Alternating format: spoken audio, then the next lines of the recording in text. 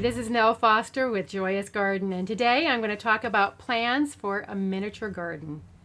Miniature gardening is very popular with a lot of people, so there are many ways you can go on it. You can just Google miniature gardening, and there's some kits you can just buy already made if you don't want to think about too much. But if you want to plan yours out, there's a few things you should think about.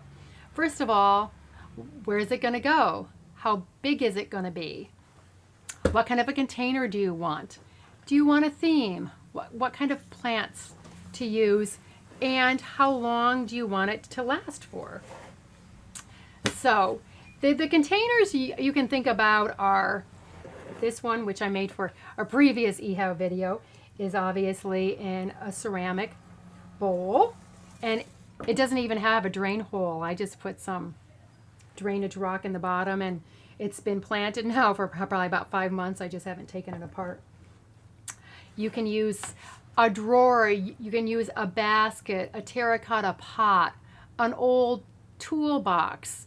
There are so many different kinds of containers, a wooden tray, whatever you want to use, a fancy porcelain bowl. You can use whatever you want to. And about a theme, that is totally up to you. You don't even have to have a theme. This one I did for a little boy. I call it Insects in Jurassic Park. I used a couple of plants, which are sort of like bright light plants, so the plants have the same light requirement. And these, all these little things in here I just got basically at a reuse store.